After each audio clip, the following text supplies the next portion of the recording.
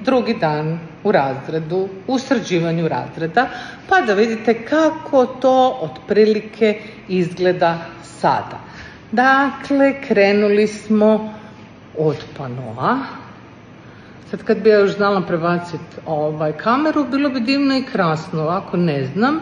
Tako da prvo što ćete vidjeti, što će moje male slatke patkice prvi dan srediti ovako. Dakle, i šetat će se po ovoj prekrasnoj učionici zajedno sa mnom. Ovo im je njihov pano sa njihovim patkicama. Pokušat ću vam ih približiti, ali iskreno rečeno ne znam. To ti kad Branka dobije novi telefon, pa se onda ne zna s njime lijepo služiti. Dakle, ono sve što ste mislili da se neće uspjeti srediti, uspjeli smo donekle. Ovo je tek sad početak sređenog panoa i sređenog razreda.